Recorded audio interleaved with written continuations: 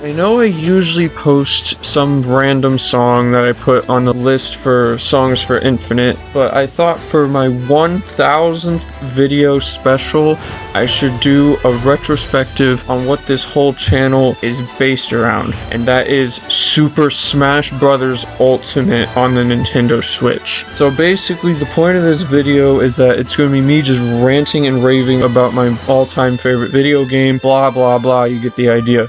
So I'd just be randomly talking about things that I like about it and the things that tick me off, and you get the idea. So let's dive into the video.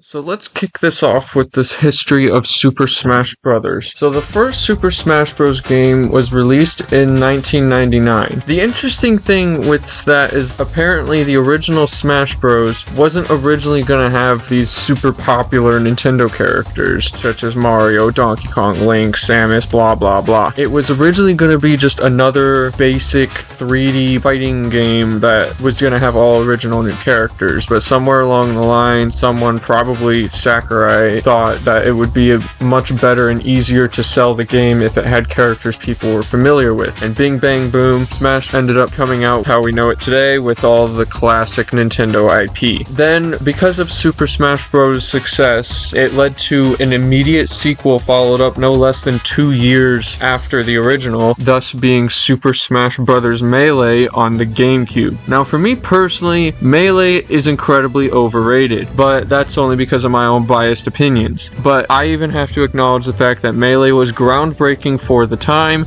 It added a bunch of new characters, the gameplay, fanbase, and the overall competitive aspect of it is still incredibly popular and huge to this very day, like practically 25 years after its original release. And then it took 7 years before they finally made the trilogy, Super Smash Bros. Brawl on the Wii, and this game is one of my favorite Smash Bros. Games, and I personally prefer Brawl over Melee. Now, yes, I can acknowledge that the gameplay is very slow and kind of just clunky, and, well, let's just say it's kind of a little bit of a mess, but I like it for the characters in Subspace Emissary because, I mean, who wouldn't like this epic crossover aspect? Brawl is just this underrated masterpiece, put it at that. And then about 6 years later, they finally followed it up with a quadrilogy, or the twin games, or the duos, or otherwise well better known as Super Smash Bros. For Nintendo 3DS and Wii U, or simply just Smash 4. Now this one's interesting because they're like twin games, but at the same time they're not twin games because they're not the same game, but then at the same time they are the same game. Just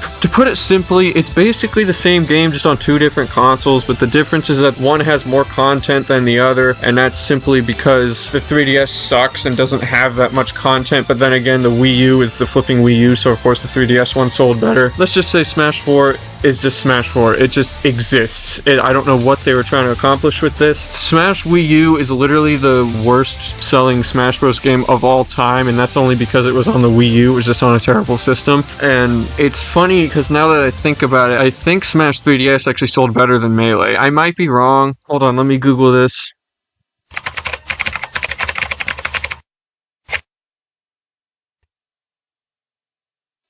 Wow, I was right. 3DS did sell better than Melee. Well, guess that's something. I mean, I guess I would prefer to play 3DS over Melee. I mean, Smash 3DS was also the very first Smash game to have DLC. So that's the only thing Smash 4 has that's like worth mentioning. And now, enough of that. Let me just dive into the hype that led up to Smash Ultimate. After Smash 4, everyone was just kind of like, the series is just starting to turn into this basic, like, so predictable. Like, they add like maybe a couple new third-party characters, and everyone's like, yay, that's a cool new character. Oh, it's Cloud. Oh, it's Ryu. Oh, it's Bayonetta. Whatever. But it just got to the point that they were just oversaturating on the hip new Nintendo characters, which, not saying that they don't do that anymore, because they still do, because it seemed like they only were caring about what's new and modern, because looking back at every single Smash Bros. Game up to that point, they were clearly using it as a giant billboard ad to promote their new games on the system, which completely defeats the purpose of Super Smash Bros., because the whole point of Smash Bros. Is that it's supposed to be this big celebration of Nintendo's history, and it kind of defeats the purpose when you're just using it as a billboard ad to promote upcoming games. So at that point in time, a lot of people just didn't really have a whole lot of hope in the next Smash Bros. Game to be like this groundbreaking thing, especially after Smash 4 just existing and not really serving a purpose other than just adding another game to the series and introducing DLC.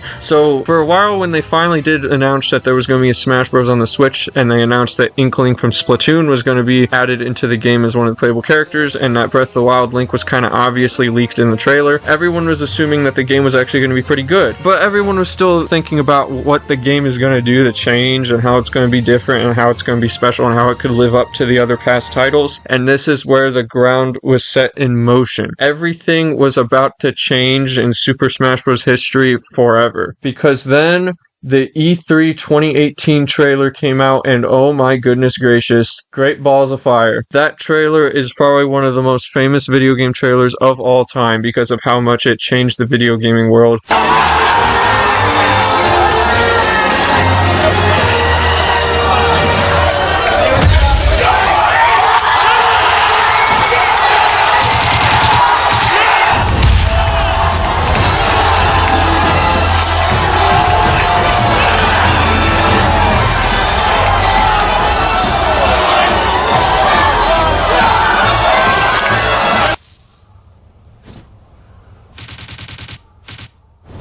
The minute that the "everyone is here" popped on screen with Solid Snake coming back because he had previously been kicked out of Smash 4, it just changed everything. Because no fighting game in fighting game history, Street Fighter, Tekken, Streets of Rage, Virtua Fighter, Mortal Kombat, blah blah blah, literally every other fighting game in history had never done anything like that, bringing back literally every single fighter in the whole franchise's history. I mean, it seems like such a simple concept. It's still mind-boggling that it took Nintendo to be the company to do it, and of that, it took like 30 years to do that. Like, what? Okay. So yeah, and then on top of that, they still groundbreakingly blew everyone's minds by bringing back all these characters that had been kicked out from previous games.